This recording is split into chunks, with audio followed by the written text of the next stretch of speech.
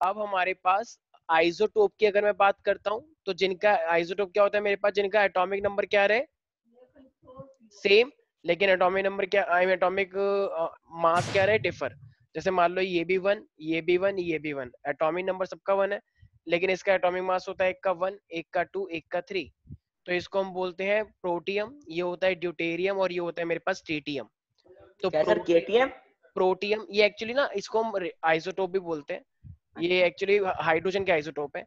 Protium, deuterium, deuterium, sir और PUBG एक है की मेरे, आवाज आ रही है। हाँ सर, पबजी की आवाज आ रही है, सही में मैं भी ये कहने वाला था। ये कोई खेल रहा है तुम में से? हाँ सर, खेल रहा है, सही में टीडीएम खेल रहा है। ये आज था। नहीं नहीं, पैराशूट खुला है अभी। हाँ सही कह रहा भाई कार्तिक है तू। और उससे पहले कुछ चल अच्छा, रखे अभी हैं। जो बॉम्ब सा फटा था ये? हाँ हाँ हाँ सर, हाँ हाँ। सर, मैं भी यही सोच अच्छा, रहा था। मेरे को लगा और पता सर नहीं कोई क्या खेल हुआ रहा है। है और माइक बंद करना भूल गया। तो कौन है ये? तू ही तो नहीं है एक सेंटर सेकंड पे? संकल्प, तुम चला के दिखा रहे हो ना? हाँ। सच से नो बताओ। सर। पहले बोल दो कि वो कौन है ये, ताकि कोई शक ही ना हो। चलो, मेरे पास ये है आइसोटोप। तो आइसोटोप मेरे पास क्या होते हैं सब वो, बीजेपी ने किया ठीक है है, सर, सब हाँ, बीजेपी ने की। तो नहीं नहीं, मैं बीजेपी के अगेंस्ट नहीं हूँ, ठीक है। तो हमारे पास वो एलिमेंट जिनका एटॉमिक नंबर क्या होता है, सेम, और एटॉमिक मास डिफर करता है, और आइसोबार में क्या होता है जिनका एटॉमिक नंबर क्या रहे, डिफरेंट, और मास नंबर क्या रहे, मेरा सेम रहे, ठीक है। तो जिनका एटॉमिक मास सेम रहता है वो होता है मेरे पास आइसोबार। यहाँ तक तो किसी को दिक्कत नहीं है, प्यारे प्यारे नो बच्चों? Sir, no sir, no sir. ठीक है, क्या बात है, तुमने कुछ ले रखा है क्या किसी चीज? अरे नहीं। अच्छा, अच्छा, अब मेरे पास क्या है, आइसोटोन। तो आइसोटोन की अगर बात करते हैं, किसी ने नाम सुना है आइसोटोन के बारे में पहले? No sir. सर मैंने आईटोन सुना है। नहीं नहीं नहीं, आइसोटोन देखो, मैं तो आइसोटोन क्या आईट्यून होते हैं, सुना मैंने सर, ठीक है, आईट्यून। ठीक है, जिनके पास मेरे पास सेम नंबर ऑफ न्यूट्रॉन होते हैं, तो ऐसे एलिमेंट जिनके पास मेरे पास सेम नंबर ऑफ न्यूट्रॉन होता है, तो उसको हम क्या बोलते हैं, आइसोटोन। तो मुझे एक बात बताओ यार, अगर मैं बोलूं कि मेरे पास एक सिलिकॉन है, तो सिलिकॉन का जो एटॉमिक नंबर होता है वो क्या होता है मेरे पास, ठीक है, 14, और इसका जो मास नंबर होता है वो मेरे पास होता है 30। तो जरा बताना न्यूट्रॉन हम कैसे निकालते हैं? कभी फॉर्मूला सुना है कि एट मास नंबर में से अगर मैं एटॉमिक नंबर को माइनस करता हूं तो वही तो मेरे पास क्या निकल के आता है, neutron, right? Neutron, yes. Sir ऐसा क्यों? अरे मेरे भाई, ऐसा इसलिए होता है क्योंकि जो न्यूक्लियस होता है, न्यूक्लियस के अंदर ही क्या होते हैं, प्रोटॉन और न्यूट्रॉन होते हैं, राइट? हाँ सर। अच्छा, तो असली जो मास नंबर होता है, तो मास नंबर किसके बराबर होता है मेरे पास, प्रोटॉन और न्यूट्रॉन के। हाँ सर। अच्छा, बिल्कुल और जितने सही। प्रोटॉन होते हैं उतने ही इलेक्ट्रॉन होते हैं, यस सर। और जितने प्रोटॉन होते हैं उतने इलेक्ट्रॉन, और जितने इलेक्ट्रॉन होते हैं वही मेरे पास क्या होता है, एटॉमिक नंबर होता है। ये बात पता यस है? सर। Yes sir. तो अच्छा, तो इलेक्ट्रॉन्स मतलब ठीक। अबे, जितने इलेक्ट्रॉन उतने प्रोटॉन, जितने पॉजिटिव उतने नेगेटिव, और जितने इलेक्ट्रॉन कितने होते हैं, जितना एटॉमिक नंबर होता है, ठीक है ना? तो अब ये यस। न्यूट्रॉन कैसे निकलेंगे, मास नंबर में से अगर प्रोटॉन को माइनस करेगा, प्रोटॉन मतलब माइनस इलेक्ट्रॉन को टू। माइनस करेगा, तभी तो निकलेगा न्यूट्रॉन। यस। ये तो रहा, सर प्रोटॉन जो को उधर ले न्यूट्रॉन जाएगा। है उसके साथ प्रोटॉन नहीं आएंगे फिर प्रोटॉन। उसमें? भाई, proton is equal to electron ही तो होता है, और electron is equal to atomic number होता है। ठीक तो। अच्छा अच्छा, तो उसमें से कुछ भी माइनस? प्रोटॉन, हाँ, तो ये एक तरह से प्रोटॉन ही है। प्रोटॉन का मतलब क्या होता है मेरे पास, एटॉमिक नंबर, ठीक है, और ये मास नंबर है। तो न्यूट्रॉन क्या होता है हमेशा, मास नंबर में से जब मैं प्रोटॉन को माइनस कर दूं, इसका मतलब number of electron, number of electron का मतलब number of proton, atomic number, ठीक है यस। भाई? यस। तो सिलिकॉन के अंदर कितने आ गए जरा बताओ, न्यूट्रॉन? 16, 13 minus yes 14, 16। सर, बिल्कुल सही। हाँ, अगर मैं बात करता हूँ मान लो फास्फोरस की, तो फास्फोरस मेरा कितना होता है, 15, और ये जो होता है इसका मास नंबर 31। तो जरा बताओ इसमें कितने हैं न्यूट्रॉन? 16। इसमें भी 16 आ गए। 16। अगर मैं ऐसी सल्फर की बात करूंगा तो सल्फर में मेरे पास क्या होता है, 16, और उसका जो मास नंबर होता है वो कितना होता है, 32। तो इसमें भी कितने आए? 16। तो 16। इसका मतलब वो एलिमेंट जिनका क्या हो मेरे पास सेम नंबर ऑफ न्यूट्रॉन होते हैं, तो इस चीज को हम क्या बोलते हैं, आइसोटोन, ठीक है भाई? एग्जाम में ज्यादातर ये आता है, ये सब तो तुमने 9th में पढ़ रखा है, तो थोड़ा कम आते हैं। यहाँ तक किसी को कोई दिक्कत है? तो 1 मिनट नो सर। लिखने दी। हाँ श्योर। अब देखो, जो तुम्हारे एग्जाम में आता है ना, वो आता है कि बताओ what do you mean by the iso electronic species. तो आइसो इलेक्ट्रॉनिक स्पीशीज क्या होते हैं, वो एलिमेंट जिनका इलेक्ट्रॉन मेरे पास सेम है, तो which have the same number of electrons, तो उन्हीं को हम क्या बोलते हैं, आइसो। आइसो का मतलब ही क्या होता है, सेम होना। तो आइसो इलेक्ट्रॉनिक स्पीशीज का मतलब क्या है, जिनकी ये सब चीजें मेरे पास क्या रहे, सेम रहे। तो मुझे एक बात बताओ, जैसे तुमने देखा है कि कोई भी एलिमेंट है, अच्छा, जैसे अब कोई भी इलेक्ट्रॉन को अगर गेन कर ले और अगर लूज कर दे तो वो अपने इलेक्ट्रॉन को सेम कर सकता है बाय लूजिंग और गेनिंग। जैसे तुमने क्या पढ़ा हुआ है, फ्लोरीन, क्लोरीन, ब्रोमीन, ये सब क्या है, हैलोजन है, right? Yes sir. Sorry. Sir हाँ करो ना। अभी बुलाता हूँ सर एम्बुलेंस। हाँ भाई बुल्ला जल्दी फोन कर 108 नंबर। अच्छा, तो हमारे पास क्या है, ये क्लोरीन है, तो ये मेरे पास है, क्या आवाज आ रही है? पबजी की आ अच्छा, रही है। नहीं नहीं, देखो ये मेरे पास क्लोरीन जो होता है ये 17 होता है एटॉमिक नंबर, राइट? तो अगर क्लोरीन है, एक नेगेटिव है, इसने एक इलेक्ट्रॉन गेन कर लिया, तो टोटल इलेक्ट्रॉन कितने हो गए? देखो कितने अच्छे बच्चे हमारे। 18। 18 हो गए ना, एक नेगेटिव आ गया, इसने किसी से ले रखा है एक इलेक्ट्रॉन। मान लो अब मेरे पास क्लोरीन के बाद क्या आता है, अर्गन, तो अर्गन के पास अपने आप में ही कितने होते हैं? 18। वेरी गुड शौर्य। मैं पहले ही बोल चुका हूँ कि मैं बीजेपी के अगेंस्ट नहीं हूँ, मैं उस लीडर के अगेंस्ट हूँ जो काम नहीं करता है, जो जो जुमला गलत फेंकता है है। वो गलत है। हाँ, जो जुमला फेंकेगा मैं उसके उसके खिलाफ हूँ। अगर मैं बात करूँ कांग्रेस की, तो कांग्रेस एज अ अपोजिशन बहुत ही वीक अपोजिशन है, ये बहुत बुरी बात है। और जो मेन इसके अंदर है, सत्ता के अंदर है, वो लोग काम नहीं कर रहे। जो तुम मजदूरों की हालत तुम भी जानते हो, मैं भी जानता हूँ, हर कोई जानता है, लेकिन सर एसएसटी नहीं पढ़ना, साइंस पढ़ना है अभी। हाँ सर, मैं आ रहा था, बोलने की जरूरत नहीं है, मैं आ ही रहा था उसके ऊपर, ठीक है? और वो कौन बोल रहा है, संकल्प, तुम भूल गए हो? लगता है 1 महीने की मैंने छूट दे दी तुम्हें। ओए शंकर। हाँ, संकल्प तो भाई। ये 18 है और ये भी मेरे पास 18 है, ठीक है? और ये मेरे, अच्छा पोटेशियम की बात करूंगा सर तो ये वाला समझ नहीं आया सर। अबे क्लोरीन ने एक इलेक्ट्रॉन गेन किया, तो टोटल इलेक्ट्रॉन कितने हो गए? 17। 18। जितने एटॉमिक नंबर होते हैं उतने ही तो इलेक्ट्रॉन होते हैं हर किसी एटम के अंदर, एलिमेंट के अंदर। हाँ सही कह रहे हैं। अच्छा, अर्गन कितना होता है? पेरियोडिक टेबल याद नहीं है ना तुम्हें? सोडियम, हाँ, सर इन्हें आइसोबार्स नहीं कर सकते फिर इनके atomic number atomic number same है, एक सेकंड एक सेकंड। अच्छा, एटॉमिक नंबर सेम है, लेकिन ये किसने बोला कि एक सेकंड एटॉमिक नंबर सेम? अब एक सेकंड, एटॉमिक नंबर कहाँ सेम है? क्लोरीन का 17 है, अर्गन का मेरे पास 18 है, इलेक्ट्रॉन सेम। तो हो रहा है ना। अच्छा, बाद में कैसे हो गया एटॉमिक? एक सेकंड स्नेहा, जो पैसे तुम्हारे हैं वो तुम्हारे पैसे हैं, लेकिन अगर तुमने किसी और से उधार लेके अपने पास रख लिए तो उस टाइम पे तुम्हारे पास टोटल पैसे तो हो गए, लेकिन क्या वो टोटल पैसे तुम्हारे हैं? No sir. नहीं ना। स्नेहा, मान लो तुम्हारे पास 1 करोड़ रुपए हैं, ठीक है? और तुमने आस्था से 1 करोड़ रुपए और ले लिए, तुमने बोला मेरे पास 2 करोड़ रुपए हैं, तो मैंने पूछा अच्छा अच्छा, वो 2 करोड़ रुपए तुम्हारे हैं? तो तुमने कहा 100 सवालों के जवाब से अच्छी है खामोशी। ये क्या बात हुई? तो इसका मतलब क्या है कि वो तुम्हारे है ही नहीं, तुम बताना नहीं चाह रही। 1 करोड़ तुम्हारा, 1 करोड़ उसका है, तो तुम्हारा एटॉमिक नंबर नहीं हुआ वो, ठीक है? तो ये एटॉमिक नंबर चेंज नहीं होता है मैम, ठीक है ना? कोई डाउट है इसके अंदर? No sir. तो इसका एटॉमिक नंबर 17 ही है, ये इसका सर एटॉमिक कहते नंबर। क्या है इसे? Iso electronic species. तो आइसो इलेक्ट्रॉनिक स्पीशीज क्या होती हैं? जिनके मेरे पास इलेक्ट्रॉन सेम हो जाए तिगड़मबाजी करके, चाहे गेन करो चाहे लूज करो।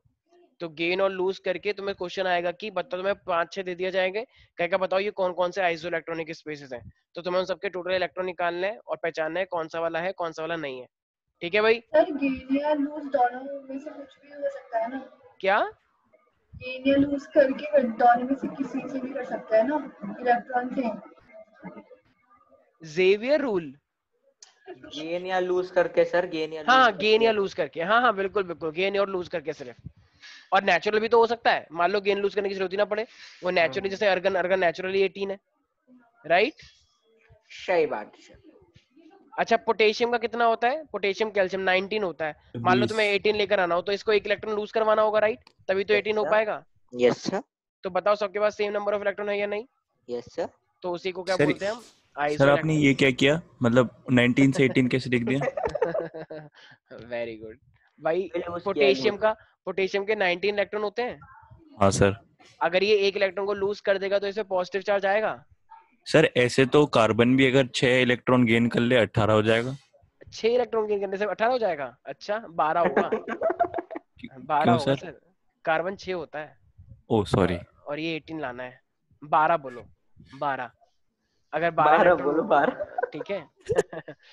अरे भाई बिल्कुल, हाँ कार्तिक है तो कर सकते हैं, मैं मना थोड़ी कर रहा हूँ, बिल्कुल इलेक्ट्रॉन लूज इलेक्ट्रॉन गेन करके हम करवा सकते हैं। अच्छा चलो एक बात बताओ, मुझे बताओ, ये सोडियम है मेरे पास, सोडियम ऐसे, एक सेकंड। हाँ,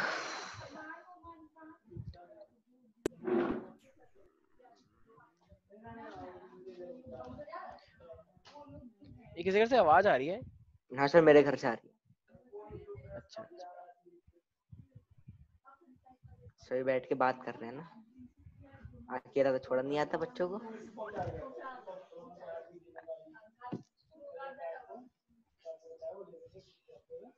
बताओ ये सारे के सारे अपने आप में आइसो इलेक्ट्रॉनिक है या नहीं? है सर, है। सर ये कैसे पता सोच चलता है? लेना। अरे सोच भाई, लिया, लॉक कर दें। यस आज था, ये सारे के सारे आइसो इलेक्ट्रॉनिक है या नहीं है? पता नहीं। पता नहीं। हाँ अच्छा, स्नेहा तुम्हें क्या लगता है? सर शायद से कुछ हो गया। अबे ये इतना इजी कॉन्सेप्ट है, तुम्हें ये समझ नहीं आ रहा? हद हो गई यार। बताओ। तुम लोगों को पेरियोडिक टेबल नहीं आती क्या बिल्कुल भी? नहीं। सर मुझे 5 तक आती है। हाइड्रोजन थप्पड़ मारो अपने 5 फिर। हाइड्रोजन, सर हीलियम, याद ही लिथियम, नहीं किया। Beryllium, boron, carbon, nitrogen, oxygen, fluorine, neon. Neon का एटॉमिक नंबर कितना होता है? 10। 10 में मैंने -1 लगाया है, तो -1 का मतलब उसने इलेक्ट्रॉन गेन किया है या लूज किया है? गेन। तो गेन किया है तो 1 हो गया, तो टोटल इलेक्ट्रॉन कितने हो गए अब? 11। सोडियम के नेचुरली कितने इलेक्ट्रॉन होते हैं? 11। ठीक है। मैग्नीशियम का होता है 12, राइट? तो मैग्नीशियम के होते हैं 12, लेकिन इसमें प्लस लगा रखा है मैंने। प्लस का मतलब उसने लूज किया इलेक्ट्रॉन गेन किया है या लूज किए हैं? तो लूज। लूज किए हैं, तो कितने लूज किए हैं?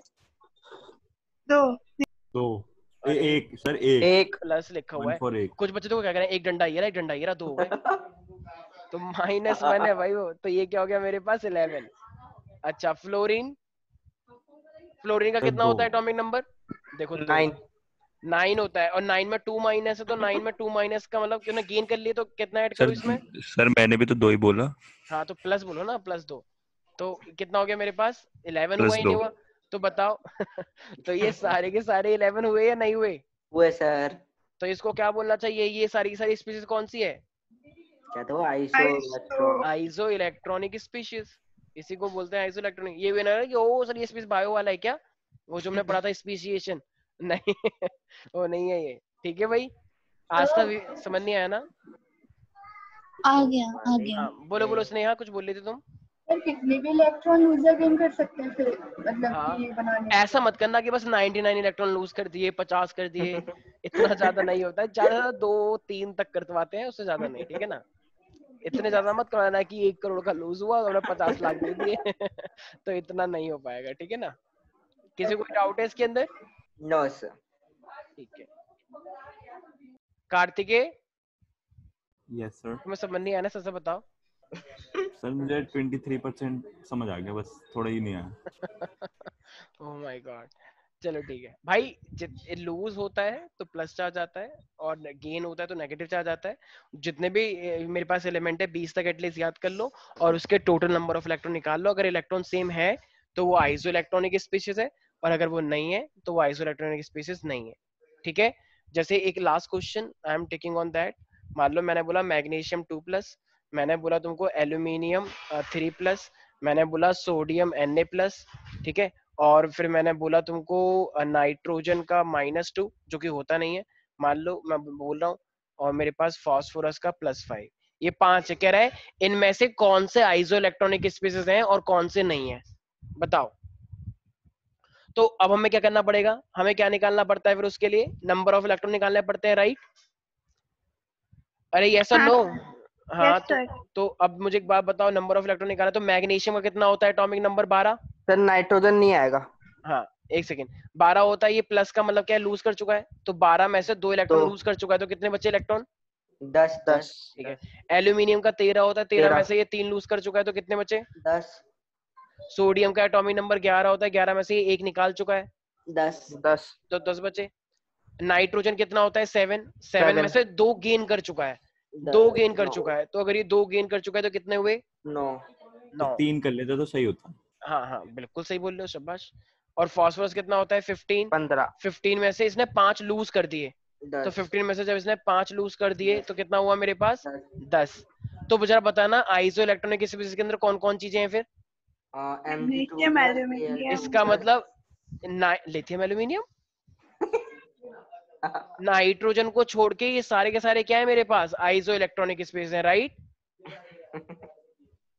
अरे यार कोई कुछ बोलता ही नहीं है, ऐसा लग रहा है मैं कौन सा टॉपिक पढ़ा रहा हूँ। साहिल के अलावा कोई एक्टिव नहीं है। सर याद नहीं आ गया समझ में। वो हाँ, ठीक है मैं कि भी active हूँ। वो ठीक है कि साहिल ने टॉप किया इस बार, लेकिन स्टिल देखो कितना कितना एनर्जी है इसके अंदर। और तुम लोगों ने क्या फायदा इन सब चीज से, तुम लोगों ने बूढ़ी टॉप होगी भी नहीं जो किया भी तब भी देखो।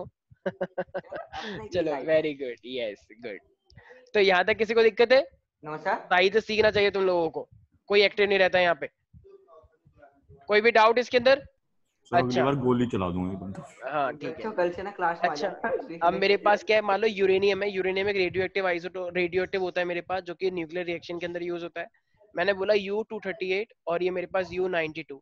जरा बताना इसके अंदर कितने नंबर ऑफ इलेक्ट्रॉन है और कितने नंबर प्रोटॉन और कितने नंबर ऑफ न्यूट्रॉन है, कोई बता सकता है? सर इलेक्ट्रॉन है 92, प्रोटॉन 92। हाँ देखो इलेक्ट्रॉन और प्रोटॉन तो बराबर होते हैं और वो एटॉमिक नंबर के बराबर होता है, राइट भाई। ये एटॉमिक नंबर होता है जो नीचे होता है। न्यूट्रॉन 137। हाँ तो देखो देखो प्रोटॉन और इलेक्ट्रॉन तो तुरंत पता लग जाता है, क्यों? क्योंकि वही एटॉमिक नंबर होता है। तो प्रोटॉन भी 92 हो गए और इलेक्ट्रॉन भी कितने हो गए, 92। तो ये दोनों तो मेरे पास 92 हो गए। लेकिन अब न्यूट्रॉन अगर मुझे निकाल सर आपको तो सब कुछ हो सर रहा है, आप पे दुनिया मुझे वाले शक सारे हो रहा है फ्रीडम सर, है। चुप हो तब जाओ। पता चले इलेक्ट्रॉनिक मीडिया से आ जाओ कुछ। हाँ तो हमारे पास जो न्यूट्रॉन की अगर बात की जाएगी तो 238, तुम लोग बोल रहे हो ना तो उससे मेरे को कुछ इन्फेक्शन सा हो रहा है। अच्छा बताओ, इसलिए सब लोग अपनी ऑडियो ऑफ करें। तो 238 में से देखो ये मास नंबर है, मास नंबर में से एटॉमिक नंबर माइनस करते हो तो क्या निकल के आएगा प्यारे मेरे बच्चों, 146। तो नंबर ऑफ न्यूट्रॉन कितने हो गए, ये कुछ 130 कुछ 146। बोल रहा था ये कार्तिक। देखो मैथ्स बहुत अच्छी है ना इन लोगों की, इन्होंने मैथ्स लिया तो थोड़ा बहुत हो जाता है, आई नो दैट। ये लास्ट चीज एक और बताओ। ये लास्ट कैसे करा मैंने? हाँ अरे वाह, ये माइका होगी, वेरी गुड माइका। सर ये क्या? ये मास नंबर है या नहीं, हाँ और ये एटॉमिक नंबर है या नहीं? होगा। तो है। अच्छा ठीक है। तो मास नंबर में से जब मैं एटॉमिक नंबर को माइनस करता हूँ ना, तभी मेरे पास क्या आता है, न्यूट्रॉन आता है। क्यों? क्योंकि देखो सुनो ध्यान से, तुम्हें एक बात पता है, मास नंबर जो होता है, mass number is equal to neutron plus proton होता है। न्यूट्रॉन प्लस, अच्छा, और प्रोटॉन का मतलब अपने आप में क्या होता है, कहना इसे एटॉमिक नंबर, क्योंकि जितना प्रोटॉन होगा उतना इलेक्ट्रॉन होगा उतना ही एटॉमिक नंबर भी होगा। तो नंबर ऑफ न्यूट्रॉन कैसे निकलेंगे, mass number minus atomic number, yes और नो? उसको उधर ले जाओ ना, माइनस एटॉमिक नंबर, तो न्यूट्रॉन आ गया। हाँ ठीक। तो वही तो क्या है, मास नंबर में से एटॉमिक नंबर माइनस किया है, तो क्या आ गया मेरे पास, नंबर ऑफ न्यूट्रॉन। ठीक है भाई, ये मैंने 9th क्लास में सीखा था, अगर तुम्हें याद हो तो। ठीक है, तो बट इससे कोई बात नहीं, ओके। यहाँ तक सर किसी को 9th में दिक्कत नहीं? नहीं सर। 9th में था भाई ये, कौन सर सी दुनिया मैंने में। पढ़ा था सर, मुझे याद नहीं है। चुप हो जाओ। हाँ तो यहाँ तक किसी को दिक्कत है? तो नंबर ऑफ न्यूट्रॉन कैसे निकालते हैं, एक सेकेंड, यस कार्तिक बताएगा। Yes sir. Number of neutron कैसे निकालते हैं किसी भी एलिमेंट में? सर जब नंबर ऑफ न्यूट्रॉन्स हमें निकालने होते हैं सर, तो हम जो फॉर्मूला है ना, mass is equal to n+p, उसमें मास की वैल्यू डालते हैं और प्रोटॉन्स की वैल्यू मास डालते हैं। नंबर, ठीक है। हाँ मास नंबर सर, और सर ठीक है, तो न्यूट्रॉन्स की वैल्यू आ जाती है। ठीक है भाई, यहाँ तक किसी को दिक्कत तो नहीं है? No no sir. सर। ठीक है। अच्छा अब देखो यहाँ पे हमारे पास एक बेसिक इंट्रोडक्शन यहाँ पे खत्म होता है। ठीक है, अब देखो अब ना यहाँ से मेन चैप्टर स्टार्ट हो रहा है। अब तक तो था वो सब ऐसी चीजें थी जो पता होनी चाहिए थी एक साइंस वाले बच्चे को। अब यहाँ से मेन टॉपिक स्टार्ट हो रहा है स्ट्रक्चर ऑफ एटम के अंदर। अब स्ट्रक्चर ऑफ एटम, देखो मैं पहले ही कह रहा हूँ, अगर यहाँ पे मैं जेई मेंस की बात करूँ तो जेई मेंस और नीट के लिए जो मेरे पास सबसे इंपॉर्टेंट टॉपिक है पूरी की पूरी 11th के अंदर, वो देखा जाए तो सबसे इंपॉर्टेंट चैप्टर कौन सा है? सबसे पहले तो तुमने बेसिक कॉन्सेप्ट वो पढ़ा, मोल कॉन्सेप्ट वाला, ठीक है ना? तो सिर्फ उस टॉपिक में से मोल कॉन्सेप्ट वाला टॉपिक बहुत इंपॉर्टेंट है। स्ट्रक्चर ऑफ एटम, उसके बाद थर्ड चैप्टर को हटा दो, फोर्थ चैप्टर आएगा मेरे पास केमिकल बॉन्डिंग वाला, फिर फिफ्थ चैप्टर को हटा दो, फिर आएगा थर्मोडायनामिक्स, फिर आएगा इक्विलिब्रियम, फिर रेडॉक्स को हटा दो, हाइड्रोजन को हटा दो, एस और पी ब्लॉक को हटा दो, और फिर आएगा मेरे पास ऑर्गेनिक केमिस्ट्री के 2 चैप्टर। ये चैप्टर्स बहुत इंपॉर्टेंट है। तो ये कुल जो ये 6 चैप्टर तुम देख रहे हो, मतलब इसके अंदर 2 चैप्टर आ जाते हैं, तो ये सबसे ज्यादा इंपॉर्टेंट चैप्टर्स हैं जेई मेंस और नीट के लिए। तो इनके साथ कॉम्प्रोमाइज मत करना। लास्ट ईयर ऐसा हुआ था कि हमारे 12th के कुछ बच्चे थे, उन्होंने 11th यहाँ से नहीं पढ़ी थी, तो उन्होंने 11th क्लास में आके स्पेशली ये चैप्टर को कवर किया था क्योंकि उनका जेई मेन का एग्जाम था। तो थोड़ा ध्यान से समझने की जरूरत है, ठीक है ना भाई? किसी को दिक्कत तो नहीं है यहाँ तक? सर एक बार और समझा दीजिए। अरे मैंने कुछ नहीं समझाया, मैंने चैप्टर के नाम बताए। सर वही एक बार फिर से। अच्छा कुछ नहीं, बस ये ध्यान रखना है स्ट्रक्चर ऑफ एटम इंपॉर्टेंट है बहुत, ठीक है? तो देखो अब मेरे पास क्या है, अब देखो मेरे पास ना दो चीजें। अच्छा मुझे एक बात बताओ, जो लाइट होती है, जैसे मैं हूं, क्या मेरे पास मेरा खुद का अपना कुछ मास है? हाँ सर काफी है। लगा बदतमीज, तुम्हारे पास मेरे से ज्यादा है, ठीक है? तो देखो अगर मैं मास की बात करूंगा तो मास का मतलब क्या होता है मेरे पास? Particle nature. तो जिसके पास भी मास होगा, जिसके पास भी वजन होगा, वो मेरे पास क्या होता है? पार्टिकल नेचर होता है, ठीक है ना? Particle nature. और एक मेरे पास क्या होता है? Wave nature. क्या वेव, जैसे वेव है, कोई भी एक वेव चलती है, तो क्या वेव का कोई ना कोई मास होता है?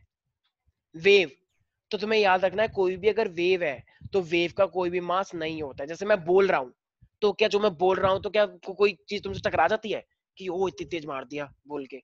ऐसा कभी होता है? नो। अगर कोई तुम पे चिल्लाता है तो क्या तुम्हें एकदम थप्पड़ लगता है जोर से कि? नहीं सर। नहीं। नहीं तो सर। इसका मतलब वो जो नेचर हो सकता है, तो एक होता है मेरे पास नेचर वेव का, और एक मेरे पास नेचर होता है क्या? पार्टिकल का। तो पार्टिकल के अंदर क्या होता है? मेरे पास मास होता है, लेकिन वेव नेचर के पास कोई भी ऐसा सच मास नहीं होता है। तो पहले ना बहुत ज्यादा ना कंफ्यूजन होती थी कि ये जो लाइट है ये किस नेचर का है, क्या होता है इसके अंदर, मतलब ये दो टाइप के नेचर बेसिकली एक्सप्लेन होने हैं, एक पार्टिकल नेचर और एक मेरे पास क्या है? Wave nature. तो पार्टिकल नेचर के पास क्या होता है? मेरे पास मास, जैसे मेरे पास है। अच्छा पार्टिकल नेचर जो होता है वो सीधा चलता है या टेढ़ा मेढ़ा चलता है? सर सीधा। अच्छा, और जो वेव चलती है वो? टेढ़ी टेढ़ी मेढ़ी मेढ़ी सर, ऊपर चलती है नीचे सर, टेढ़ी ऊपर वो मेढ़ी नीचे। का मतलब इलेक्ट्रो। कहना इसे क्रेस्ट एंड ट्रफ। यस तो जो सर। मेरे हाँ सर पास वो जो वेव बीम होती होती है है, ना सर। बिल्कुल। तो अब यहाँ पे ना देखो मेरे पास ना दो चीजों के बारे में डिटेल में पढ़ना है। एक मेरे पास मैंने क्या बोला? एक पार्टिकल नेचर और एक वेव नेचर। अभी हम इसके बारे में और डिटेल में पढ़ेंगे पार्टिकल और वेव नेचर में क्या क्या डिफरेंस होता है। लेकिन मुझे एक बात बताओ, क्या पार्टिकल नेचर के अगर मास है तो देखो मेरे पास ना एक साइंटिस्ट आया, ध्यान सुनना भी, आइंस्टीन का नाम सबने सुना होगा, राइट? हाँ सर। तो आइंस्टीन ने क्या बोला? देखो भाई कोई भी अगर पार्टिकल नेचर है तो पार्टिकल नेचर के अंदर एक स्पीड होती है, आई मीन कोई एनर्जी होती है, उसके उसने क्या बोला? E is equal to M C square. नाम सुना है सबने? सुना है यस सर। सर। यस तो sir. E is equal to M C square किसके लिए है मेरे पास? ये पार्टिकल नेचर के लिए, ठीक है? यहाँ तक किसी को दिक्कत तो नहीं है? नो तो सर। अभी के लिए पार्टिकल नेचर में तुम्हें याद रखना है कि पार्टिकल नेचर को किसने एक्सप्लेन करने की कोशिश करी है मेरे पास? आइंस्टाइन। आइंस्टीन ने। और उसने बोला जो एनर्जी होती है पार्टिकल के लिए एम, एम का मतलब मास, एम मास मार दो किसी के तो कितना, कितनी देर लगेगी उसके उस मास, और कितनी स्पीड से उसे फेंका गया है, तो वो हो गया मेरे पास वेलोसिटी उसकी, राइट? तो E is equal to M C square, ठीक है भाई? यहां तक किसी को दिक्कत तो नहीं है भाई? यहां तक किसी को दिक्कत है? No sir. अच्छा, अब अगर मैं वेव नेचर की बात करता हूँ, तो अगर मैं वेव नेचर की अगर बात करूंगा तो देखो हमारे पास क्या है, वेव नेचर की अगर मैं बात करता हूँ, कभी किसी ने नाम सुना है फ्रीक्वेंसी? हाँ सर सुना है, फ्रीक्वेंसी। तो फ्रीक्वेंसी मेरे पास क्या होता है, कोई बता सकता है? What is frequency? सर वो The sir number of crest oscillation एक in a सेकंड। second. हाँ सर वही। यस। तो इसका मतलब फ्रीक्वेंसी का मतलब मेरे पास क्या होता है कि एक सेकंड में मेरे पास कितनी वेव्स बन रही हैं, उसी चीज को मैं क्या बोलता हूँ? एक Frequency. सेकंड में कितनी वेव्स मेरी बन रही हैं, उसको हम क्या बोलते हैं? फ्रीक्वेंसी। फ्रीक्वेंसी। तो ऐसा देखा गया कि जितनी ज्यादा मेरे पास फ्रीक्वेंसी हो रही है उतनी ही ज्यादा मेरे पास एनर्जी हो रही है। लेकिन वो चीज किस चीज के लिए मानी गई? तो वो चीज देखी गई किस चीज के लिए? वेव नेचर के लिए, क्योंकि वेव भाई वेव में ही तो होती है ऐसी। देखो अगर मैं वेव नेचर की यहाँ पे बात करना स्टार्ट कर रहा हूँ अब, तो वेव के लिए मेरे पास जो एनर्जी आती है, आई मीन जो चलती है वेव इस तरीके से चलती है। सबने देखा होगा ना, साउंड वेव के अंदर ही पढ़ा होगा आई गेस 9th क्लास में। तो ये मेरे पास वेव है। तो ये जो वेव है, तो बताओ ये इस टाइम इसने कितनी सारी वेव बनाई है? मान लो ये यहाँ पे आके खत्म हो गई, तो इसने कितनी सारी वेव बनाई है जरा बताओ एक बार? 5। 5? एक सेकेंड, ये अंडू कहाँ से होता है? यस, हाँ। तो इसने बेसिकली अगर तुम देखोगे तो हमारे पास एक चीज तुम्हें साफ साफ दिखेगी कि 1 2 3 4 और ये 5, इसको अगर भुला दे तो ये इसका मतलब एक, मान लो एक सेकंड में इतनी ही वेव बनी है, तो इसकी जो फ्रीक्वेंसी हुई वो कितनी हुई मेरे पास? 5 हर्ट्ज, राइट? यस और नो? Yes sir.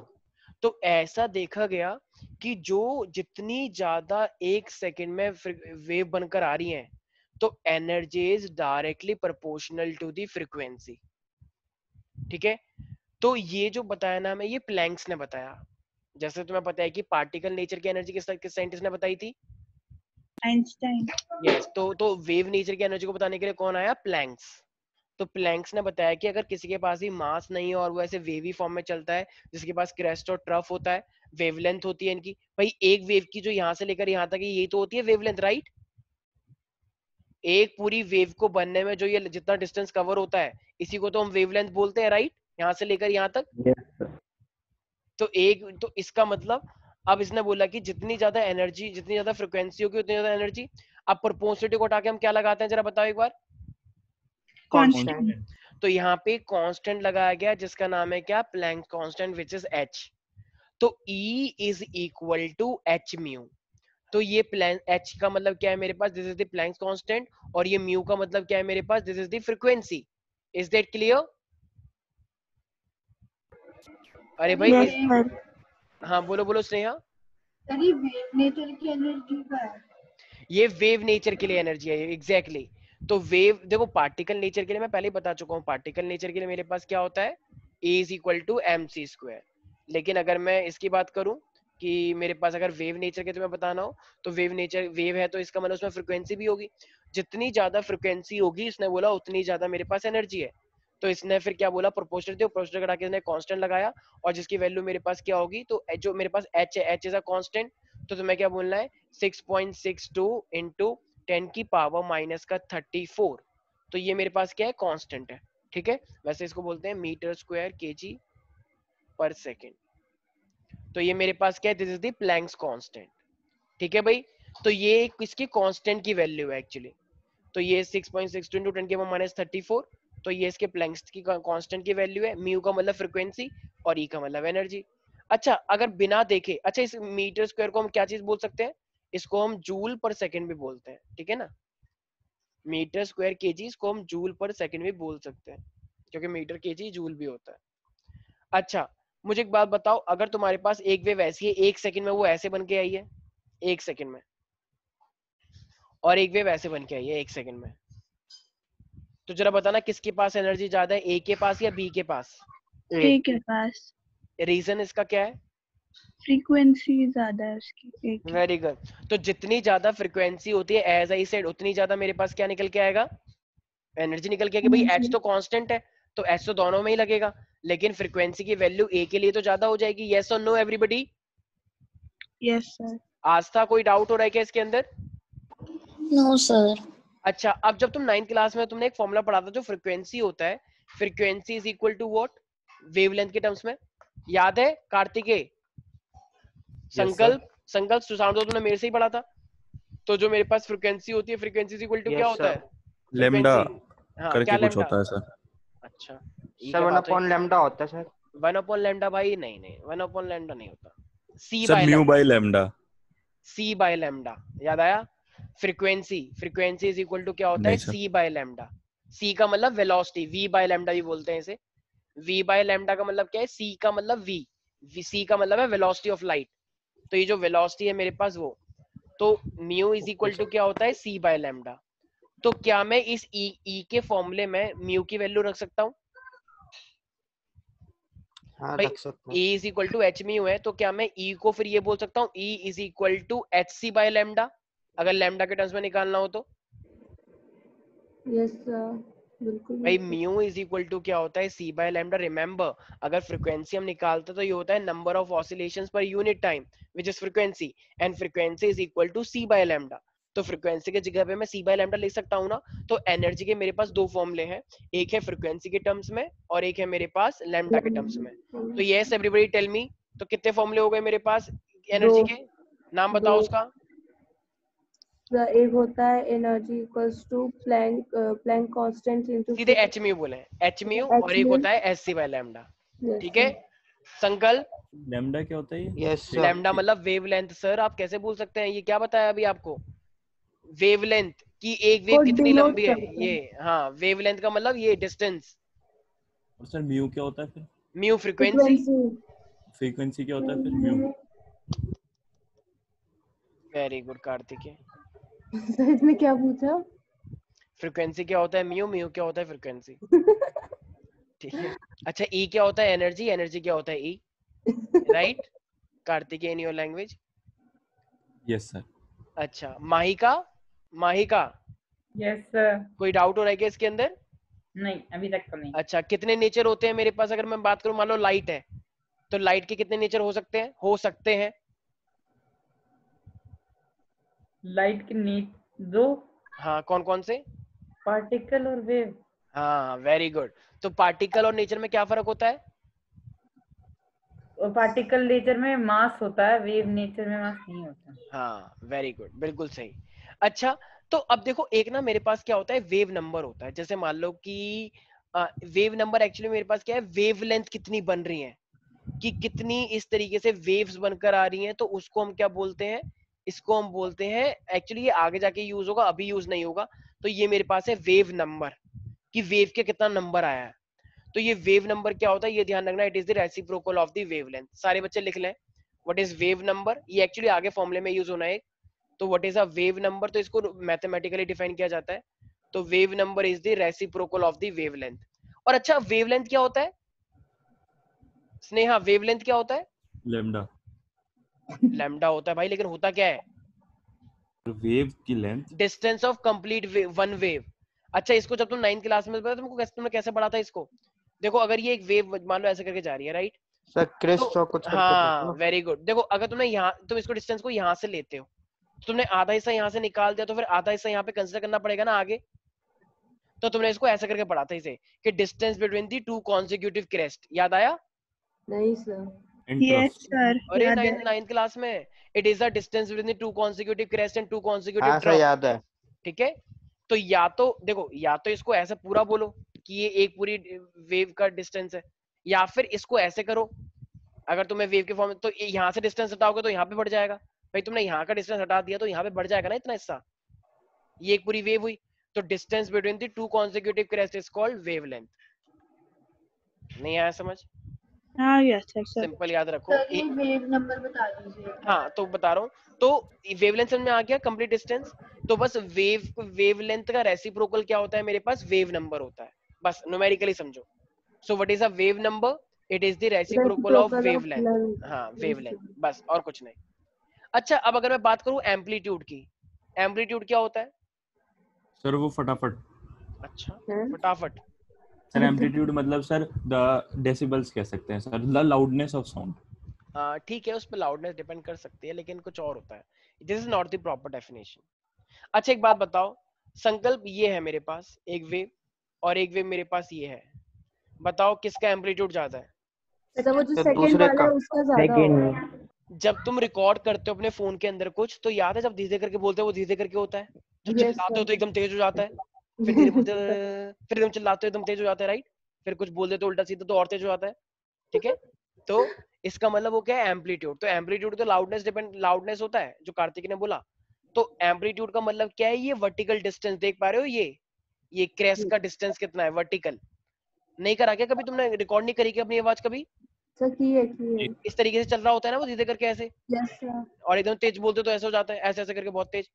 तो ये क्या है तो इसका हार्ट मतलब, बीट का भी तो होता है उसमें। सर हार्ट बीट का भी तो हार्ट ऐसा बीट होता है। बिल्कुल बिल्कुल हार्ट बीट का भी होता है, लेकिन वो अलग चीज है, वो भी वेव है, लेकिन उसको हम पढ़ेंगे बायो में, अभी नहीं, ठीक है। उसके अंदर पढ़ोगे पोलराइजेशन डीपोलराइजेशन PQR कॉम्प्लेक्स सब और पढ़ोगे, मैंने अभी तो नहीं। ली नहीं सर। हाँ तो कोई बात नहीं तुम नहीं पढ़ोगे, ठीक है। तो इसका मतलब तो एम्पलीट्यूड को हम कैसे बोल सकते हैं, कैन आई से it is the height of the crest and like you can say depth of the trough. भाई क्रेस्ट तो ऊपर होता है, तो ऊपर है तो इसे क्या बोलना चाहिए हाइट, और अगर ट्रफ ट्रफ नीचे होता है तो ट्रफ नीचे तो उसे क्या बोलना चाहिए डेप्थ। डेप्थ। नहीं आया समझ? तो आ गया तो सर। एम्पलीट्यूड में लिखो it is the height of the crest और डेप्थ ऑफ द ट्रफ। कुछ लोग कह रहे हैं सर ट्रफ की स्पेलिंग क्या होती है, मैं पता ही नहीं, मैं लिख देता हूँ ट्रफ। और क्रेस्ट की क्या होती है? क्रेस्ट मतलब ये ऊपर वाला, और ट्रफ का मतलब ये वाला। तो it is the height of the crest और डेप्थ ऑफ द ट्रफ। किसी को कोई दिक्कत है इसके अंदर प्यारे प्यारे बच्चों? चंदन, हल्दी चंदन। Yes sir. हाँ मुझे एक बात बताओ, अभी अभी आज तुमने वेव की दो एनर्जी पढ़ी है, वो यस दो सर। एनर्जी कौन कौन सी पढ़ी है? पार्टिकल नेचर और वेव की। हाँ वेव की दो एनर्जी पढ़ी है, एक अच्छा। फ्रीक्वेंसी के टर्म्स में और एक लैम्डा के टर्म्स में। वो क्या फॉर्मूला आया था? E = H म्यू हाँ और second one mu equal to C by lambda. hc by lambda, HC क्योंकि mu is equal to C by lambda होता है तो म्यू की जगह पे तो आएगा सी बाय लैम्डा। बोलते क्या है म्यू, ठीक है, जैसे बिल्ली बोलती है म्याऊ, तो इस तरीके। ठीक है भाई, माइका कोई डाउट है क्या? नहीं सर। अच्छा स्नेहा, ये मैंने h की कांस्टेंट वैल्यू बताई है, उसका क्या क्या बताया मैंने, क्या थी वैल्यू? सारे बच्चे याद रखेंगे 6.62 इंटू 10 की पावर माइनस 34 जूल पर सेकेंड। ठीक है, सारे बच्चे एकदम रट्टा कर ले, एकदम जैसे कि यही नंबर है। ठीक है, 6.62 इंटू 10 की पावर माइनस 34, सब बच्चे बोलेंगे अपने मन के अंदर 10 बार चिल्ला चिल्ला के मन के अंदर। लेकिन ठीक है, कोई डाउट है इसके अंदर प्यारे प्यारे बच्चों? मुझे आवाज नहीं आई मन से। कोई आवाज आएगी नहीं, वो दिल से सुननी पड़ती है जो तुम्हारे पास है नहीं। ठीक है, तो यहाँ पे किसी को दिक्कत है भाई? No sir. ठीक, तो वेव नेचर के बारे में हमने अभी कुछ छोटा सा एक्सप्लेनेशन हमने पढ़ लिया। सर अभी बाकी है क्या? सर, मतलब और पढ़ना बाकी हाँ ठीक है, तुम चुप हो जाओ भाई। अच्छा, पूरा चैप्टर वेव और पार्टिकल के ऊपर है, वेव है पूरा पूरा वेव। अब वेव अब थ्योरी चलेगी कम से कम 3-4 क्लास तक, वेव पूरा का पूरा। सब लोग अच्छा वेव बोल देंगे सब पढ़ हाँ, तो कोई बात नहीं, टेढ़े मेढ़े चलना, फिर उड़ना हवा में ट्रफ और क्रैश की तरह। देखो अब मेरे पास क्या है, अब देखो तुमने सुना होगा इलेक्ट्रोमैग्नेटिक वेव का नाम सुना है कभी? यस सुना था। तो इलेक्ट्रोमैग्नेटिक वेव जो होता है मेरे पास, उसके अंदर कौन कौन सी फील्ड होती है? एक होती है इलेक्ट्रिक फील्ड और एक होती है मेरे पास मैग्नेटिक फील्ड। फील्ड। देखो अगर इलेक्ट्रिक फील्ड ऐसे जा रही है ऐसे, तो मैग्नेटिक फील्ड पक्की बात है ऐसे जा रही होगी। इसका मतलब अगर एक ऐसे से करके जा रही है तो दूसरी ऐसे से करके जाएगी। ये आपस में हमेशा क्या होती है, परपेंडिकुलर। मैं कोई डांस नहीं कर रहा हूँ, बताते जो हंस रहे हो। तो अगर सर, एक इस तरीके से जा रही है तो एक इस तरीके से जा रही होगी। तो इलेक्ट्रोमैग हाँ हाँ बोलो सर। सर जो आप ये स्टेप कर रहे हैं सर, इसको अब लिख के दिखाएं तो अच्छा लगेगा हाँ सर। लिखाएंगे लिखाएंगे। तो लाइट एक ऐसी वेव है which have electric field as well as the magnetic field. तो मैग्नेटिक फील्ड याद है ना, जो मैग्नेटिक से आई थी, और इलेक्ट्रिक फील्ड कैसे आई थी? जब भी एक चार्ज रखा होता है तो उसके आसपास इलेक्ट्रिक फील्ड होती है, वो हम पढ़ेंगे 12th क्लास में अच्छे से। तो कहीं पे भी चार्ज पार्टिकल होता है ना, तो उसके आसपास क्या होती है? Electric field. और कहीं पे भी मैग्नेट होती है तो उसके आसपास क्या होता है? Magnetic field. फील्ड। तो अगर हमें दोनों ही चीजों को देखना है तो वो कहाँ पे मिलेगा हमें? लाइट के अंदर। तो लाइट के अंदर दोनों ही टाइप की प्रॉपर्टी होती है, मतलब दोनों ही चीजें होती है, इलेक्ट्रिक फील्ड और मैग्नेटिक फील्ड। यहाँ तक किसी को दिक्कत है? No sir. If I say that कि both are mutually perpendicular to each other, तो ये कहना सही होगा या गलत होगा? सर सही होगा सर, क्योंकि यस, एक दूसरे से वो कट कर जाए, मतलब हमेशा वो कर जाती है, कट कर जाती है मतलब? मतलब सर एक दूसरे से टकरा जाती है, मतलब एक बिल्कुल ऐसे जाती बिल्कुल। है तो एक दूसरे से ऐसे जाती सर है। मेरे को पूछना है बस, लाइट में क्यों और किसी में क्यों नहीं है? भाई एक सेकंड, लाइट एक सर मोस्ट कॉमन एग्जांपल है, लेकिन बहुत सारी चीज है, लाइट नहीं भाई। पूरा इलेक्ट्रोमैग्नेटिक का स्पेक्ट्रम पढ़ोगे। तुम अपना एक्सरे करवाने जाते हो, वो एक्सरे वो भी एक इलेक्ट्रोमैग्नेटिक वेव है। जैसे गामा रेज होती हैं। कभी कभी तुम बाहर निकलते हो, तो मैं मान लो कुछ हो गया, कैंसर सा हो गया, तो वो किसकी वजह से होता है? गामा रे की वजह से। Gamma, x, UV, infra, micro, radio, visible spectrum, ये सब क्या है? ये सब ये इलेक्ट्रोमैग्नेटिक वेव्स है सब कुछ। पूरा स्पेक्ट्रम पढ़ोगे 12th में जब आओगे, पूरा चैप्टर है फिजिक्स के अंदर इलेक्ट्रोमैग्नेटिक वेव। तो गामा, एक्स, यूवी, पूरा ट्रेंड ऑर्डर वाइज याद करना पड़ेगा, frequency wise. Gamma, x, UV, visible, micro, infra, radio. ठीक है, तो पूरा का पूरा ये सब क्या है? ये सब इलेक्ट्रोमैग्नेटिक वेव है। आर यू गेटिंग पीपल और नॉट? सर अभी यस वाला सर। तो नहीं पता हाँ चला, अभी पहले तो का वाला हाँ चाहिए। हाँ अभी तुम्हें ऐसा लग रहा हो कि ओ ये तो सारा कैसे होगा, हमसे नहीं होगा भैया, हम तो अभी चांस है हमारे को छोड़ रहे हैं हम तो अभी ऐसी फीलिंग आ रही होगी, लेकिन कोई बात नहीं, सब ठीक हो जाएगा। यहाँ तक किसी को दिक्कत तो नहीं है? No sir. सर तो लिखवा दीजिए थोड़ा सा। हाँ हाँ लिखवा रहे हैं। स्नेहा पहले एक बात बताओ, इलेक्ट्रोमैग्नेटिक वेव्स के अंदर दो टाइप की वेव्स होती है, कौन कौन सी? एक तो तुम पता नहीं क्या बोलते हो ना, किसी को समझ ही नहीं आता तुम्हारे अलावा। ठीक है तुम टॉपर हो, लेकिन थोड़ा सा एक्सप्रेशन भी तो लाओ। इलेक्ट्रिक वेव्स और मैग्नेटिक वेव्स। हाँ, और इनके बीच में हमेशा एंगल कितने का होगा? कितने का? 90। हाँ 90 का एंगल होगा। ठीक है भाई। अच्छा, और मैंने इलेक्ट्रोमैग्नेटिक वेव के बहुत सारे एग्जांपल बताए, कोई से भी 3 एग्जांपल बता सकती हो? सर इंफ्रा और विजिबल स्पेक्ट्रम ऐसे कुछ। बिल्कुल। तो इलेक्ट्रोमैग्नेटिक जो मेरे पास वेव्स है ना, तो मैं एक बार तुम्हें लोगों को दिखा देता हूँ। ठीक है, तो किस तरीके से मेरे पास ये होती हैं, ताकि तुम्हें थोड़ा सा हेल्प रहेगा कि किस तरीके से मेरे पास ये वेव चलती है। तो अगर एक वेव चल रही है ऊपर, तो दूसरी वेव कैसे चलेगी? मेरे पास टेढ़ी होकर चलेगी, राइट? तो मैं एक सेकंड में दिखा देता हूँ।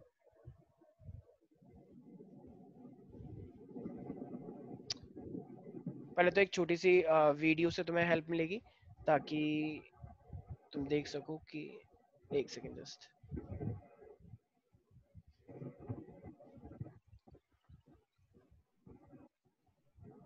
अरे ये क्या हो रहा है?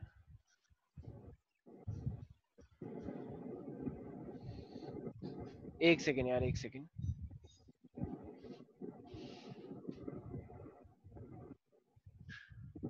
हाँ भाई देख पा रहे हो ये? नहीं सर अभी तक तो नहीं, साफ दिख रहा है। ये देख पा रहे हो? देखो इलेक्ट्रोमैग्नेटिक वेव है ये। एक तो तुम्हें एक चीज दिख रही है, एक तो मेरे पास क्या है ब्लू ब्लू कलर का, और एक मेरे पास है ग्रीन कलर का। देख पा रहे हो? Yes sir. एक मेरे पास है ये ब्लू ब्लू कलर का, और एक मेरे पास क्या है ग्रीन ग्रीन से कलर का। तो देख रहे हो ग्रीन ग्रीन से कलर का क्या है मेरे पास? ये मैग्नेटिक फील्ड, ये हॉरिजॉन्टल है इस तरीके से, ऐसे ऐसे ऐसे ऐसे। और एक मेरे पास ब्लू ब्लू कलर क्या है ऊपर नीचे, राइट? ये क्या है मेरे पास? Electric field. देख पा रहे हो कार्तिकेय, स्नेहा? अरे भाई यस और नो? Yes sir. तो ये इस तरीके से देखो चलती जा रही है, ये वेव है मेरे पास। इस तरीके से ये पार्टिकल ऑसिलेट करते हैं और ये वेव बना रहे हैं। तो इस तरीके से इनकी क्या होती है मेरे पास? ये मूवमेंट होती रहती है। अच्छा कभी कभी क्वेश्चन आता है, मान लो एक इलेक्ट्रोमैग्नेटिक वेव इधर साइड जा रही है, तो अगर एक इलेक्ट्रोमैग्नेटिक वेव इधर की साइड जा रही है तो इस मैग्नेटिक फील्ड और इलेक्ट्रिक फील्ड कैसे होंगी? तो वो उसे बोलते हैं प्रोपेगेशन। वो कहाँ पे जा रही है? देखो अगर वेव इधर की साइड जा रही है तो वेव ऐसे बन रही होगी, ऐसे, तो भी परपेंडिकुलर हो गया। और अगर अगर और मैग्नेटिक फील्ड ऐसे होगी तो भी तो परपेंडिकुलर हो गया। यस और नो? देखो वेव अगर ऐसे करके जा रही है यहाँ पे एक्स की साइड, तो देखो ये भी परपेंडिकुलर ऊपर नीचे, और लेफ्ट और राइट भी परपेंडिकुलर। यस और नो? तो समझ में नहीं आया। तीनों चीजें परपेंडिकुलर हो गई। हाँ। दिखाने तो अच्छा पड़ेगी ना। एक सेकंड मैं बता रहा हूँ। मुझे एक बात बताओ, मान लो अगर एक वेव ऐसे जा रही है, राइट? ये दिख रही है लाइन, ये लाइन दिख रही है? Yes sir. अगर ये लाइन इस तरीके से यहाँ पे वेव जा रही है, एक वेव जा रही है, मतलब फाइनल जो वेव निकल के आ रही है इलेक्ट्रोमैग्नेटिक वेव इधर जा रही है, तो इलेक्ट्रिक फील्ड इसके कैसी होगी? ऊपर नीचे इलेक्ट्रिक फील्ड। और मैग्नेटिक फील्ड कैसी होगी? आगे पीछे, ऐसे ऐसे की साइड, ऐसे ऐसे। समझ में आ रहा है क्या कह रहा हूं मैं? ऐसे ऐसे। Yes sir. तो बताओ इलेक्ट्रिक और मैग्नेटिक फील्ड दोनों के दोनों प्रोपेगेशन ऑफ वेव के परपेंडिकुलर हुई या नहीं हुई? प्रोपेगेशन ऑफ वेव के। प्रोपेगेशन ऑफ वेव क्या होता है? प्रोपेगेशन ऑफ वेव का मतलब चलना। इलेक्ट्रोमैग्नेटिक वेव दो वेव से मिलकर बनती है फाइनल, तो जो फाइनल वेव चल रही है, फाइनल वेव, उसे हम बोलते हैं propagation of wave. Final wave. वो तो दोनों को मिलके ही बन रही है ना वेव। हाँ दोनों को मिलके बन रही है, तो कहीं ना कहीं तो जाएगी। अच्छा डायरेक्शन। जैसे मान लो, जैसे मैं तुमसे बोलता हूँ कि हम चल रहे हैं, हम चलते हैं, लेकिन हमारे हाथ कहाँ चलते हैं? आगे और पीछे दोनों चलते हैं ना ऐसे। हाँ। जब हम चल रहे होते तो हमारी मोशन कहाँ पे होती है? आगे। लेकिन हमारे हाथ की मोशन कैसी रहती है? आगे और पीछे दोनों। हाँ। राइट? तो इस और हाथ भी तो हमारी बॉडी का ही पार्ट है, राइट? अच्छा तो इसी तरीके से अगर मैं बात करूंगा कि जो मेरे पास इलेक्ट्रोमैग्नेटिक वेव है, तो इलेक्ट्रोमैग्नेटिक वेव कैसे, मतलब इलेक्ट्रोमैग्नेटिक वेव दो चीजों से मिलकर बनती है। तो एक क्या होगी मेरे पास? उस मोशन के ऊपर और नीचे, और एक होगी इस तरीके से आगे और पीछे। किसी को भी कोई डाउट है इसके अंदर जो मैंने बताया अभी? No sir. अच्छा हाँ हाँ बोलो बोलो। तो ऐसा है कि कुछ की electric field, sorry electric wave ऊपर नीचे चलती है और मैग्नेटिक ऐसे हॉरिजॉन्टल। ऐसा कुछ नहीं है, वो भी हॉरिजॉन्टल हो सकती है, मैग्नेटिक फील्ड भी हो सकती है, ऐसा कुछ नहीं है, कोई फिक्स नहीं है, बस दोनों परपेंडिकुलर होंगे। ठीक है ना? ऐसा कोई फिक्स नहीं कि ऊपर हमेशा मैग्नेटिक होगी या इलेक्ट्रिक होगी, ऐसा कुछ नहीं। ठीक है भाई? नहीं समझ में आ रहा क्या? आ रहा है। ठीक है, अब एक लास्ट बस एक बार देख लेंगे। देख पा रहे हो ये? Yes sir. Yes sir. तो देखो ये मेरे पास क्या है, ये जो एक देख रहे हो, एक मेरे पास ये रेड कलर का दिख रहा है और एक ये ब्लू ब्लू कलर का दिख रहा है। Yes sir. तो देखो मान लो ये इस साइड जा रही है, ये एक्चुअली ऊपर से टेढ़ी नीचे की साइड आ रही है। तो देखो एक ये भी परपेंडिकुलर है और ये वाले भी परपेंडिकुलर। देखो लिखा हुआ भी है मेरे पास कि ये जो एक चार्ज पार्टिकल जो ऑसिलेट करता है उसके अंदर दोनों चीजें हैं, इलेक्ट्रिक भी और मेरे पास मैग्नेटिक भी। तो इस तरीके से मेरे पास फाइन देखो, ये रेड वाले इलेक्ट्रिक फील्ड और ब्लू ब्लू वाले मैग्नेटिक फील्ड। तो ये मेरे पास क्या है? ये है मेरे पास कंप्लीट इलेक्ट्रोमैग्नेटिक वेव्स। ठीक है भाई? और देखो इलेक्ट्रिक फील्ड और मैग्नेटिक फील्ड दोनों ही वेक्टर होते हैं। देखो इलेक्ट्रिक फील्ड का वेक्टर दिखा रखा है ये, और ये मैग्नेटिक फील्ड का वेक्टर। तुम्हारा फिजिक्स में वेक्टर चैप्टर भी चल रहा है, तो कोई डाउट तो नहीं है इसके अंदर? No sir. ठीक है, तो अभी के लिए इतना याद रखना है तुम लोगों को, ठीक है ना? सर ये क्या आ रहा है? क्या? E is equal to E0 sin। हाँ ये क्योंकि वेव है ना, तो तुमने साइन कॉस का ग्राफ पढ़ा है, साइन कॉस टेन का ग्राफ? नहीं तो सर। Sign Yes, sir. कोई बात नहीं, मैथ में पढ़ोगे। तो साइन कॉस टेन का जो ग्राफ होता है ना, वो ओरिजिन से स्टार्ट होता है। तो ये वेव को भी हम इस तरीके से डिसाइड करते हैं। मान लो अगर एक वेव ऐसे चल रही है तो वो साइन ग्राफ को फॉलो करती है, और अगर एक वेव ऐसे चल रही है तो वो वेव कॉस को फॉलो करती है। मैथ में पढ़ा होगा ना साइन कॉस का ग्राफ? सर Yes, हमने sir. नहीं पढ़ा। कोई बात नहीं, छोड़ दो, ये एक्स्ट्रा है, ठीक है, ये नहीं पढ़ना तुम्हें। तो इलेक्ट्रो, तो सारे बच्चे सबसे पहले लिखें, लिखो light is also a type of wave, light is also a type of wave, सारे बच्चे लिखें, light is also a type of wave which consists electric and magnetic field, which consists electric and magnetic field. Sir हाँ, sir ACE2 receptor कौन सा होता है liver में? ACT E for elephant, E2। ACE2 हाँ E2, अब 2 लगा दीजिए सर। रिसेप्टर। हाँ रिसेप्टर। यार ये तो थोड़ा सा एडवांस हो गया, ये एक्चुअली है नहीं 12 तक के में। ऐसे तो हमारी पूरी बॉडी के अंदर बहुत सारे रिसेप्टर जो अलग अलग केमिकल से डील करते हैं, जैसे कुछ कार्बोहाइड्रेट से डील करते हैं। रिसेप्टर का मतलब जितनी भी चीजें हम खाते हैं, जितनी भी दवाइयां हम खाते हैं, तो वो रिसेप्टर उससे इंटरेक्ट करते हैं और फाइनली उसको अलाउ करते हैं। जैसे तो मान लो कोरोना तो वायरस है ना, हाँ वो हाँ, इससे कनेक्ट होता है लिवर में पहली बार।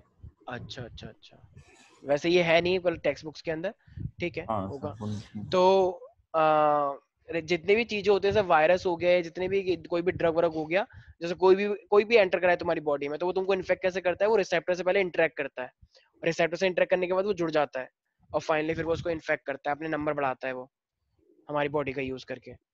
तो साइटोकिनिन्स का यूज करता है ना कोरोना वायरस। साइटोकाइनिन तो बल्कि हमारे लिए होता है कि साइटोकाइनिन से बचाते हैं हमें उसका। सर वही तो प्रॉब्लम है सर, साइटोकाइनिन्स को ही गुमराह कर देता है और वो कोरोना वायरस जैसी ही बॉडीज बनाने लगता है। हाँ ये बोल सकते हो। चलो भाई ठीक है। वैसे ये साइटोकाइनिन हमारे पास बैरियर होता है। साइटोकाइनिन हमारी बॉडी में ना इंटरफेरेंस बनाता है, ऐसे प्रोटीन जो कि बाहर के एजेंट को मारते हैं। लेकिन अगर तूने साइटोकाइनिन बैरियर को ये ऐसा कर दिया कि वो पहचान ही ना पाए कि तुम्हारी बॉडी में क्या एंटर करा है, तो फिर तो बॉडी रिस्पॉन्स देने में टाइम लगाएगी ना। तो बस वो वाला सिनेरियो है। चलो ये सब छोड़ो। हाँ ये समझ में आ गया इलेक्ट्रोमैग्नेटिक वेव्स। तो एक चीज और लिखें, electric and magnetic field are mutually perpendicular to each other. आप बोले थे light is also type of wave which Wave consist of electric and magnetic field, which consist of electric and magnetic field, and they both are mutually perpendicular to each other. ये आपस में तो perpendicular होती ही हैं, लेकिन ये एक चीज के परपेंडिकुलर भी होती हैं। बताओ क्या बताया था भाई? Very good. तो they are mutually perpendicular to each other and also with propagation of wave. जहां पे लाइट जा रही है, जहां पे इलेक्ट्रोमैग्नेटिक वेव जा रही है, उसके भी परपेंडिकुलर होते हैं, एंड प्रोपेगेशन ऑफ वेव। तो एग्जांपल क्या है? मैंने इसका स्पेक्ट्रम बताया था, राइट? देखो सबसे पहले gamma ray, X ray. Sir gamma को ऐसे रिप्रेजेंट करते हैं? हाँ गामा ऐसे होता है, तो गामा रे। मैथ में तो गामा अलग होता है। अरे ऐसे करके बनाते हैं, यस। ये अल्फा, ये बीटा और ये gamma. Gamma ray, X ray, UV ray.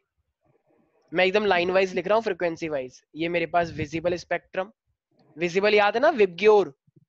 Yes sir. Visible रे। उसके बाद मेरे पास ये आता है एक्स रे। अच्छा एक्स रे तो हो गया, x, UV, gamma, visible, infra, radio, micro, हाँ रेडियो। ठीक है भाई। तो ये मेरे पास सबके सब क्या है? ये है मेरे पास इलेक्ट्रोमैग्नेटिक वेव्स। तो gamma ray, X ray, UV ray, visible रे, इंफ्रा रे, माइक्रो रे और रेडियो वेव। ठीक है भाई, यहाँ तक किसी को दिक्कत है? No sir. तो ये इन सब के पास क्या होते हैं? मेरे पास ये दोनों ही चीजें मेरे पास होती हैं। तो ये ऑर्डर याद रखना। देखो अभी जो मैंने पूरा ऑर्डर लिखा है ना लाइन वाइज, तो एक चीज का ध्यान रखना, फ्रीक्वेंसी। अगर मैं फ्रीक्वेंसी की बात करता हूं तो इनकी फ्रीक्वेंसी ऐसे करने पर बढ़ती है, ऐसे करने पर। अच्छा लेकिन फ्रीक्वेंसी और वेवलेंथ में तो उल्टा रिलेशन होता है, frequency is equal to C by lambda होता है ना। तो फ्रीक्वेंसी ऊपर है, लैम्डा नीचे है। तो अगर फ्रीक्वेंसी बढ़ेगी तो वेवलेंथ क्या हो जाएगी? कम होगी। कम हो जाएगी। तो इसका मतलब अगर फ्रीक्वेंसी ऐसे बढ़ रही है तो वेवलेंथ कैसे बढ़ेगी? उल्टा, दूसरी साइड से। बिल्कुल यानी सही। कि इनवर्सली हाँ, प्रोपोर्शनल। तो बताओ सबसे ज्यादा वेवलेंथ किसकी है इस पूरे इलेक्ट्रोमैग्नेटिक स्पेक्ट्रम में? Sir radio radio. रेडियो की। रेडियो। तो इसलिए रेडियो की जो वेवलेंथ होती है ना, रेडियो की जो वेवलेंथ होती है वो होती है 10⁸ रेडियो की। और जो गामा की वेवलेंथ होती है, वेवलेंथ वो होती है 10⁻⁻14। तो तो बताओ बहुत ज्यादा, कम तो है। ज्यादा किसकी है, रेडियो की या रेडियो। गामा की? रेडियो की। ठीक है भाई, इज दैट क्लियर एवरीबॉडी? अच्छा स्वास्तिका, नहीं स्नेहा, सबसे ज्यादा फ्रिक्वेंसी किसकी है? Sir radio. व्हाट? सर सबसे रेडियो। सबसे ज्यादा गामा। सबसे ज्यादा गामा की है। अभी बताया ना स्नेहा कि फ्रिक्वेंसी ऐसे करके बढ़ रही है, थोड़ा ध्यान दो, कुछ लोग बिल्कुल ध्यान नहीं दे रहे हैं। फ्रीक्वेंसी 10⁸ फ्रीक्वेंसी ऐसे बढ़ रही है। अरे ये दोनों वेवलेंथ है मैम, ये वेवलेंथ के बारे में बताया। और वेवलेंथ ऐसे बढ़ेगी तो वेवलेंथ हाईएस्ट यहाँ पे कितनी है 10⁸ और वेवलेंथ यहाँ पे कितनी है 10⁻⁻14। ठीक है भाई, किसी को दिक्कत है? नो। तो this is my electromagnetic wave gamma x UV visible infra micro radio, ये याद होना चाहिए। ठीक है सब बच्चों को? तो ये है मेरे पास पूरा। अच्छा, विजिबल के अंदर एक स्पेक्ट्रम होता है लाइट का, यस और नो विबग्योर?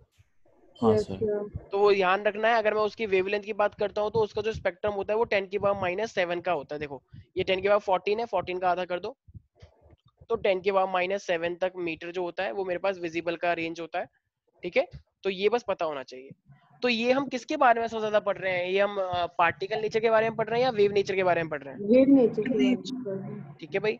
अच्छा अगर मान लो तुम्हें मैं फ्रिक्वेंसी सिर्फ वेवलेंथ दे दूं, मान लो अगर मैं तुमसे बोलूं कि मेरे पास विजिबल की एनर्जी निकाल के दिखाओ, तो क्या तुम निकाल लोगे? बिल्कुल निकाल लो। क्यों? क्या तुम्हें एच की वैल्यू पता है? Yes sir. Yes sir. क्या तुम्हें सी की वैल्यू पता है? 3 × 10⁸ जो लाइट होती है कितनी स्पीड से वैक्यूम चलती में है? होती है। हाँ 3 × 10⁸, राइट। हमेशा ध्यान रखना 3 × 10⁸ लेके चलना है सी की वैल्यू, 3 × 10⁸ मीटर पर सेकेंड। और वेवलेंथ तुम्हें पता लग गया अभी अभी विजिबल का? अरे विजिबल की वेवलेंथ कितनी है? 10⁻⁷ तो 7। एस सी बाई लैम्डा, तो क्या लैम्डा की वैल्यू 10⁻⁷ रख दोगे तो उससे एनर्जी आ जाएगी या नहीं आ जाएगी विजिबल की? सर एक बार सी की वैल्यू सर बता दीजिए। सी की सर वैल्यू होती है 3 × 10⁸। सर सर किसकी वैल्यू होती है? सी लाइट की स्पीड। लाइट की इन वैक्यूम। सर मैं ये कह रहा था, सर जो ऐसे कैलकुलेशंस वाले क्वेश्चन एग्जाम में आते हैं सर, बिल्कुल आएंगे भाई, बिल्कुल। अरे ये तो कुछ भी नहीं है, ये तो बिगिनिंग है इस सर ये चैप्टर कैसे के। होगा फिर? हाँ करवाएंगे, चिंता मत करो, करवाएंगे न्यूमेरिकल 10 की पावर, पूरा थोड़ी कॉम्प्लिकेटेड कैलकुलेशंस होती हैं, चिंता मत करो, सब करवाएंगे। जैसे केमिस्ट्री अभी में सर हम तो ग्राम लिखते तो ग्राम मोल रेज़ टू द पावर -1 ऐसे ऐसे लिखते हैं सर। हाँ हाँ, अरे चिंता मत करो, अभी सब हो जाएगा। अभी जितना समझा रहा हूँ उतने में तो कोई दिक्कत नहीं आ रही। अभी नहीं सर। जो कोई बात नहीं, अभी थोड़ा बहुत तो मैं स्टार्टिंग में, देखो मैं पहले कह रहा हूँ स्कूल वाले थोड़ा सा टफ चीजें लेके चल सकते हैं, कुछ कुछ टफ न्यूमेरिकल भी लेके चल सकते हैं, या फिर कोई भी क्वेश्चन तो मैं ऐसा दिख रहा है कि ये तो बहुत ही टफ क्वेश्चन है। अभी घबराना नहीं है, अभी जस्ट बिगिनिंग हुई है, धीरे धीरे करते हैं हम ट्रैक पर आते रहेंगे, ठीक है ना? तो अभी किसी को भी कोई डरने की जरूरत नहीं है। कुछ चीजें तो मैं ऐसी लगेंगी कि वो ही तो समझ ही नहीं आ रही, ये तो बहुत टफ है, हमसे नहीं होगा ये, ऐसी फीलिंग बिल्कुल भी नहीं लानी। पहले से ही एक्सेप्ट करो, क्योंकि देखो जब भी मैं खुद अगर मान लो मैं स्टूडेंट हूँ, तुम यकीन नहीं करोगे जैसा तुम ये चीजें पढ़ रहे हो ना, हमारे टीचर स्कूल में इतने फास्ट पढ़ाते थे एटलीस्ट, तो बहुत फास्ट पढ़ाते थे, इतना डिटेल में पढ़ाते थे, तो मुझे कभी समझ नहीं आता था फर्स्ट टाइम पे, दोबारा दोबारा करने पे, दोबारा दोबारा पूछने पे तब जाके चीजें समझ आती थी। तो तुम्हारे साथ भी ऐसी होगा भाई, लाइफ तो वो सबकी वैसी है ना। तो कोई आई होप समझ में आ रहा होगा मैं क्या कहना चाह रहा हूँ। तो डरने की जरूरत नहीं है, अभी जितना करवाया जा रहा है उतने पे ध्यान रखो। यहाँ तक किसी को कोई दिक्कत है? No sir. Chandan, Kartikeya, Swastika, Sneha? No sir. ठीक है, तो चंदन यस सर। ये इलेक्ट्रोमैग्नेटिक स्पेक्ट्रम क्या होता होगा, क्या लगता है? इलेक्ट्रोमैग्नेटिक हाँ, spectrum. What do you mean by the electromagnetic spectrum? देखो जो तुम ये सामने देख रहे हो ना, यही इलेक्ट्रोमैग्नेटिक स्पेक्ट्रम है। इलेक्ट्रोमैग्नेटिक स्पेक्ट्रम वाला जितने भी इलेक्ट्रोमैग्नेटिक वेव है, gamma x UV visible infra micro radio, ठीक है? Okay sir. अच्छा, तो अब अगर मैं एक सेकेंड बात करूं यहाँ पे, कार्तिकेय, कार्तिकेय, यस सर। हाँ, ये मेरे पास ये जो एच सी बाई लैम्डा, इसमें एच क्या है? सर ये एच जो है ना, एक साइंटिस्ट थे प्लैंक, उन्होंने अपना कांस्टेंट दिया था, प्लैंक्स कांस्टेंट। अच्छा, तो उन्होंने एनर्जी किस चीज के लिए दी थी, पार्टिकल के लिए या वेव के लिए? सर पार्टिकल के लिए। पक्का? Sorry wave sir, wave. सोच लो, अब तूने दोनों चीज बोल दी है। सर वेव के लिए सर पक्का है। पार्टिकल के लिए किसने बोला था? Sir कार्टिकल Einstein. आइंस्टाइन ने। अरे भाई तुम्हें आइंस्टाइन की इक्वेशन नहीं पता क्या? E = mc square.